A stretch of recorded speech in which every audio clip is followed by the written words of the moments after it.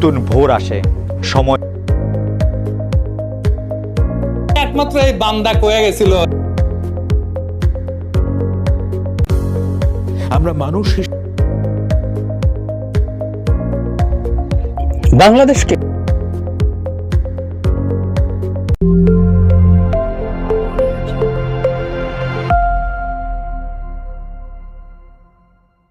আসসালামু আলাইকুম রহমতুল্লাহি ওবরকাতুহ। সম্মানিত দর্শক, গাজওয়াতুল হিন্দ শব্দটি এই মুহূর্তে বাংলাদেশে ব্যাপকভাবে আলোচিত হচ্ছে। এই শব্দটির পেছনে হুজুর পাক সাল্লাল্লাহু আলাইহি ইসলামের একটি হাদিসকে সবাই সামনে নিয়ে আসছেন, যার মর্মার্থ হলো যে এমন একটা জমানা আসবে যে জমানায় মুসলমান যোদ্ধারা তারা ভারতবর্ষ আক্রমণ করবে এবং এখানে ভারতবর্ষে একটা রক্তক্ষয়ী যুদ্ধ হবে, মারাত্মক রক্তক্ষয়ী যুদ্ধ হবে, ব্যাপক ক্ষয়ক্ষতি হবে, বিরাট একটা অংশ যারা যোদ্ধা তারা ক্ষতিগ্রস্ত হবে এবং শেষ পর্যন্ত এখানে যোদ্ধা যারা আছেন মুসলমান যোদ্ধা তারা বিজয়ী হবেন এবং ইসলামী খেলাফত এই হিন্দুস্থানে প্রতিষ্ঠিত হবে। তো এই বিষয়গুলো নিয়ে এখন খুব বেশি আলোচনা হচ্ছে, অনেক আগেই আলোচনা হতো। সবসময় হুজুররা, ইসলামী যারা স্কলার রয়েছেন তারা বিভিন্ন সময় ওয়াজ নসিহতে এই গাজওয়াতুল হিন্দ সম্পর্কে মানুষদেরকে সচেতন করে আসতেন। তো এখানে একটা বিষয় হলো যে দুটো প্রশ্ন, যে গাজওয়াতুল হিন্দ বলতে যেভাবে আল্লাহ রাসূল বর্ণনা করেছেন সেটা কি ইতিমধ্যে ঘটে গেছে কিনা। এর কারণ হলো আমরা তো এই ভারতবর্ষ 715 খ্রিস্টাব্দে প্রথম দখল করেছি এবং মাত্র কত 20-22 হাজার সৈন্য, 20-22 হাজার সৈন্য নিয়ে মোহাম্মদ বিন কাসিম যখন সিন্ধু রাজা দাহিরকে আক্রমণ করলেন, সেখানে রাজা দাহিরের 1 লাখ সৈন্য ছিল। তো সেই বিশাল সৈন্যবাহিনীকে পরাজিত করে তখন ভারতবর্ষের অন্যতম শক্তিশালী রাজা ছিলেন রাজা দাহির। তাকে পরাজিত করে এখানে একটা সাম্রাজ্য প্রতিষ্ঠিত করার চেষ্টা করা হয়েছিল, যেটা টিকেনি, কিন্তু ওটা দিয়ে শুরু হয়েছিল।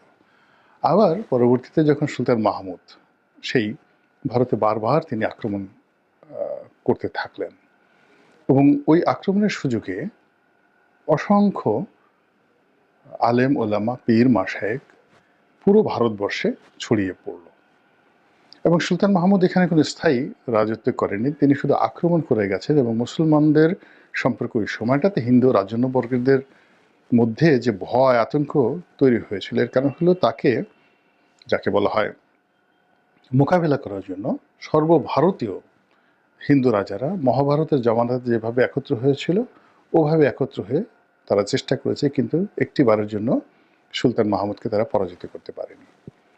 পরবর্তীতে মোহাম্মদ ঘোরি তিনি যখন ভারত জয় করলেন, তো তখন থেকে অলমোস্ট 800 ইয়ার্স, 800 বছর ধরে পাক ভারত উপমহাদেশের বেশিরভাগ এলাকা মুসলমানরা শাসন করেছে। কোথাও কোথাও হিন্দু রাজারা ছিলেন, কিন্তু তারা ছিলেন করদ রাজ্য, মানে মুসলমান সম্রাটদের তারা কর দিতেন এবং তাদের আধিপত্য মেনে নিতেন। কোনো কোনো জায়গাতে দুর্গম, বিশেষ করে দাক্ষিণাত্যে কিছু কিছু এলাকাতে কিছু হিন্দু রাজা অল্প সময়ের জন্য স্বাধীনতা লাভ করেছে এবং তারা বিজয়ী হিসেবে অনেকটা গেরিলা কায়দায় রাষ্ট্র পরিচালনা করেছে, সেটা যেমন শিবাজিরাও। কিন্তু শিবাজির বাবা শম্ভুজি তিনি একজন রাজকর্মচারী ছিলেন মুসলমানদের অধীনে সেখানে। তো কাজেই দাক্ষিণাত্যে শিবাজির যে শাসনামল খুব অল্প সময়। আবার ইংরেজ জমানার মাঝে শিখরা শক্তিশালী হয়ে উঠেছিল, রণজিৎ সিং, এবং শিখরা সেই সম্রাট জাহাঙ্গীরের আমল থেকেই তারা গেরিলা যুদ্ধ শুরু করেছিল, কিন্তু তারা ওইভাবে কোনো রাজ্য প্রতিষ্ঠিত করতে পারেনি। তা আপনি ধরে নিতে পারেন একেবারে মোগল সম্রাট দ্বিতীয় বাহাদুর শাহর পতন পর্যন্ত এই সুদীর্ঘ 800 বছরের মধ্যে বেশিরভাগ সময় মুসলমানরা ভারতবর্ষ শাসন করেছে। তো সেই ক্ষেত্রে গাজওয়াতুল হিন্দ যে শব্দটি, হিন্দুস্তান যে বিজয় এবং এখানে খিলাফত প্রতিষ্ঠা করা, এটি হয়ে গেছে কিনা। তো এ ব্যাপারে যে যাই বলুক না কেন, একজন ইতিহাসের ছাত্র হিসেবে আমার কাছে যেটা মনে হলো, যেখানে আল্লাহ রাসূল সরাসরি খিলাফতের কথা বলেছেন, যে it will be govern under the খিলাফত। এখন খিলাফত তিন ভাবে মোটামুটি পৃথিবী দেখেছে। তো প্রথম আমরা খুলাফায়ে রাশিদানকে দেখেছি, এটা একটা ফরমেশন। তারপর আমরা উমাইয়া খিলাফত দেখেছি, এবং উমাইয়া খিলাফতের দুটি অংশ। একটি আমরা দেখেছি স্পেনে, আর আরেকটা দেখেছি আমরা দামেস্কে। তো স্পেনেরটা বহু বছর, শত শত বছর সেখানে কার্যকর ছিল, আর 90 বছর কন্টিনিউয়াসলি একটা সেন্ট্রাল গভর্নমেন্টের আন্ডারে সিরিয়াতে এটা ছিল। তারপর আমরা দেখেছি আব্বাসীয় খেলাফত। তো আব্বাসীয় খেলাফত দেখেছি, এবং এটা প্রায় 450 বছর পৃথিবীর মান মর্যাদা, সম্মান, ক্ষমতা, বিত্ত, বৈভব, শিল্প, সাহিত্য, সংস্কৃতির একেবারে কেন্দ্রভূমি ছিল। এর সাথে গ্লোরিয়াস আর কোনো সাম্রাজ্য হয়নি। 400 ইয়ার্স। অটোম্যানদেরকে আমরা বলি, তাদেরকে ঠিক ওইরকম অভিজাত খলিফা বলা হয় না, তারা দীর্ঘদিন এটাকে বলা হয় ছিনতাই করা। এরপরে আমরা আরেকটা খিলাফত, ফাতিমি খিলাফত প্রতিষ্ঠিত হয়েছিল মিশরে, কিন্তু ওটাও আব্বাসীয় খিলাফতের মতো এতটা শক্তিশালী হয়নি। তারপরেও এটাকে আমরা খিলাফত ধরি। আর অটোম্যানরা তারাও নিজেদেরকে খলিফা দাবি করতেন, এবং খেলাফত তারা প্রতিষ্ঠিত করে ফেলেছিলেন, এবং পরবর্তীতে এটা তুরস্কে ভীষণ রকম জনপ্রিয় হয়ে পড়েছিল, ভীষণ রকম জনপ্রিয় হয়ে পড়েছিল, একদম পতনের কামাল আতাতুর্কের আগ পর্যন্ত।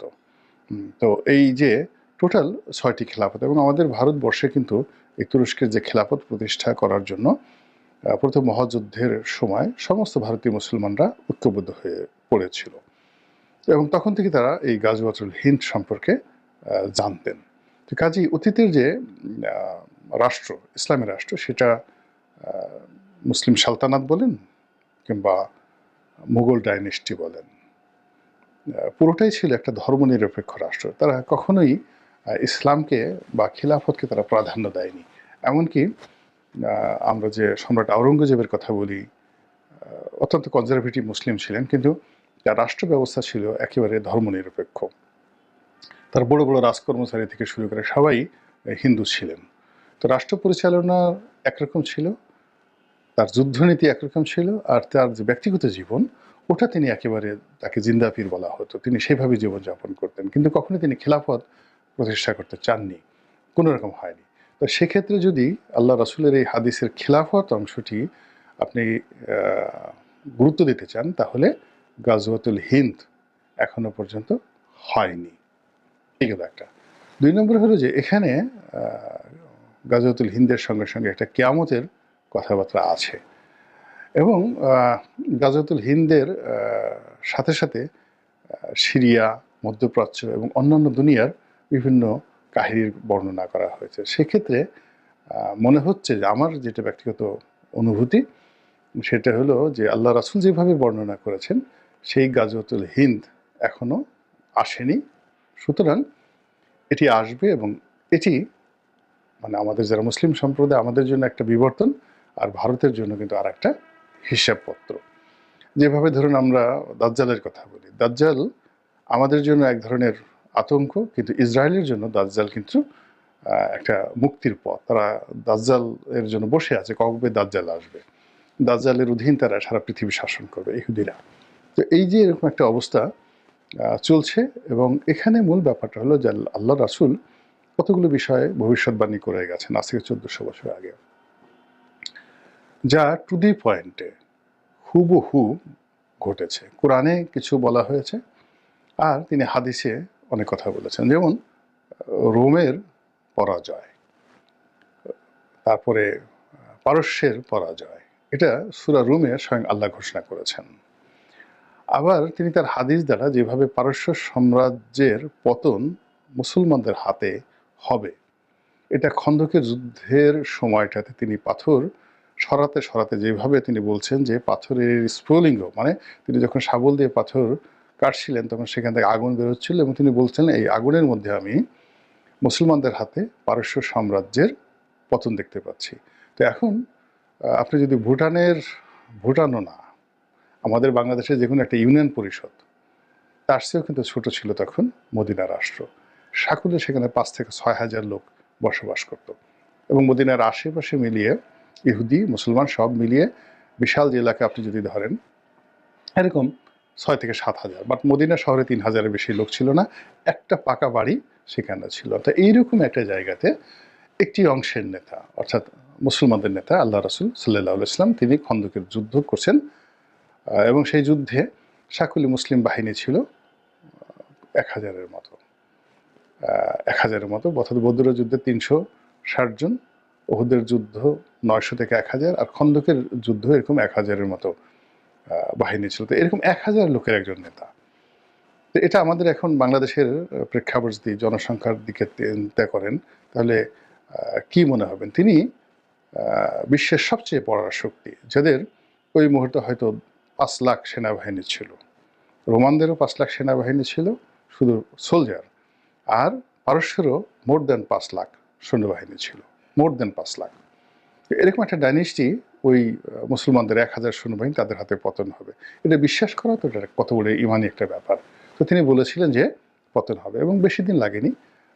সেটি হযরত উমরের জামানাতেই এই ঘটনাটা ঘটেছিল, যে পারস্যেরও পতন হয়েছিল আর রোমেরও পতন হয়েছিল কনস্টান্টিনোপল বিজয়ের মাধ্যমে। এবং এটাও তিনি একেবারে বলে দিয়েছিলেন যে তার নাম হবে তার নামে, অর্থাৎ তার নামও হবে মুহাম্মদ। তো অটোমান সম্রাট দ্বিতীয় মেহমেদ, তিনি এই কনস্টান্টিনোপল দখল করে সেই রোমান সাম্রাজ্যের ইতি টেনেছিলেন। তো যার জন্য ওনার যে সকল ভবিষ্যৎবাণী, এই ভবিষ্যৎবাণী নিয়ে সারা পৃথিবীতে গবেষণা হয়, যে এটি অক্ষরে অক্ষরে ফলে গেছে, অক্ষরে অক্ষরে ফলে গেছে সব ক্ষেত্রে। তো কাজেই এই যে সিরিয়াতে যে ঘটনাগুলো এখন ঘটছে, এই ব্যাপারে আল্লাহ রাসূলের অন্তত 8 থেকে 9টা সহিহ হাদিস রয়েছে এই সময়টাতে। আর গাজওয়াতুল হিন্দের যে বিষয়টি, সেই বিষয়টি তো একেবারে মুসলমানরা অন্তরস্থল থেকে বিশ্বাস করে, এবং এটা এই মুহূর্তে ঘটে যাওয়ার জন্য যা যা দরকার, যে ভৌগোলিক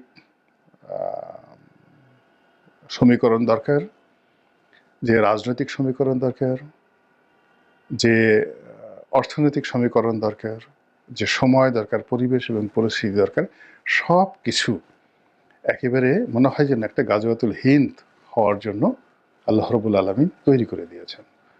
এবং সবসময় দেখবেন যে আপনি যাকে তুচ্ছ করবেন, তাচ্ছিল্য করবেন, তার হাতেই আপনার পতন হবে। শেখ হাসিনা ডক্টর মোহাম্মদ ইউনূসকে তুচ্ছ তাচ্ছিল্য করেছেন, তার হাতেই তার পতন হয়েছে। আবার শেখ হাসিনা বেগম খালেদা জিয়াকে সবসময় তুচ্ছ তাচ্ছিল্য করেছেন। পুরো 80-র দশকে তাকে মানতেই পারেননি যে তিনি তার রাজনৈতিক প্রতিদ্বন্দ্বী হতে পারেন। ফলে কি হলো, 1991-তে যেখানে শতভাগ নিশ্চয়তা ছিল, ফিল্ড ছিল যে সেখানে ক্ষমতায় আসবে আওয়ামী লীগ, কিন্তু হয়নি। বেগম খালেদা জিয়া ক্ষমতায় এসেছেন, এবং একজন সাধারণ গৃহবধূ যার লেখাপড়া নিয়ে শেখ হাসিনা সবসময় কটাক্ষ করেন, তিনি তার শাসনকর্মে যে সফলতা দেখিয়েছেন, সেই সফলতা এখনো পর্যন্ত আওয়ামী লীগ অনেক ক্ষেত্রে অতিক্রম করতে পারেননি। তিনি যে ব্যক্তিত্ব দেখিয়েছেন, বা এখনো পর্যন্ত তিনি যে চুপ থাকার যে ক্ষমতা অর্জন করছেন, এটা পারেননি। আবার দেখেন, তাকে টার্গেট করে, তারেক রহমানকে টার্গেট করে যে জুলুম অত্যাচারগুলো চালানো হয়েছে, সেই খালেদা জিয়াকে আবার আল্লাহ রাব্বুল আলামিন এই জায়গাতে বসিয়ে দিয়েছেন। আমি লোকাল এই প্রেক্ষাপটে বর্ণনা করলাম যে বাংলাদেশকে নিয়ে ভারত যে তুচ্ছ এবং তাচ্ছিল্য করছে, সে প্রথম থেকেই 1971 সন থেকে আজ অবধি কন্টিনিউয়াসলি বাংলাদেশ নিয়ে, বাংলাদেশের রাজনীতি নিয়ে, সব কিছু নিয়ে তারা যে তুচ্ছ এবং তাচ্ছিল্য করছে, এবং তুচ্ছ তাচ্ছিল্য করার পাশাপাশি আমাদের উপর যে তারা জুলুম অত্যাচারের স্টিম রোলার চালিয়েছে, সামাজিকভাবে রাজনৈতিকভাবে আমাদেরকে শোষণ করেছে, অর্থনৈতিকভাবে আমাদেরকে রীতিমতো লুটপাট করেছে, এবং আমাদের ইনস্টিটিউশনগুলো রয়েছে, সেই ইনস্টিটিউশনগুলো তারা ধ্বংস করে দিয়েছে। যত রাষ্ট্রীয় ইনস্টিটিউশনগুলো রয়েছে সব তারা ধ্বংস করে দিয়েছে। আর আমাদের যে বিশ্বাসের যে জায়গাগুলো রয়েছে, সেখানে তারা বিভেদ তৈরি করে দিয়েছে। আমাদের দেশে হিন্দু মুসলিম আসলে বিভেদ ছিল না, এটা ভারতের কারণে হয়েছে। তারপরে আমাদের দেশে হিন্দু নির্যাতন, এটা কখনো হয়নি। এমনকি পাকিস্তান জামানতে হয়নি। ভারত এটা তাদের দেশে এমনভাবে মুসলিম নির্যাতন করেছে, ওটার ভাইরাস বাংলাদেশে চলে এসেছে। তো এরকম বিভিন্ন কারণে এই বাংলাদেশকে তুচ্ছ এবং তাচ্ছিল্য করতে করতে আজ এখন দেখুন, এই বাংলাদেশে একটা যুদ্ধের দামামা ভারত প্রথমে বাজিয়েছিল, মনে হলো যে বাংলাদেশ ভয় পেয়ে যাবে। এখন বাংলাদেশ যখন সত্যিকার অর্থে বুক ফুলিয়ে সিনা চিতিয়ে দাঁড়িয়ে পড়েছে, এখন কিন্তু ভারতের সুর উল্টে গেছে। এবং এখন এই গাজওয়াতুল হিন্দের কথা আসছে, এখন 7 সিস্টার হারানোর কথা আসছে, এখন যুদ্ধের কথা আসছে, এখন সার্জিক্যাল স্ট্রাইকের কথা আসছে, এখন সন্ধির কথা আসছে, ভারতের এখন বাংলাদেশের সঙ্গে সমতার ভিত্তিতে বন্ধুত্বের কথা আসছে। এই সব মিলিয়ে যদি এই সময়টিতে আল্লাহ রাসূলের যে হাদিস, সে হাদিসটি বাস্তব রূপ লাভ করে গাজওয়াতুল হিন্দের দিকে এগুতে থাকে, আপনি কি খুব বেশি আশ্চর্য হবেন?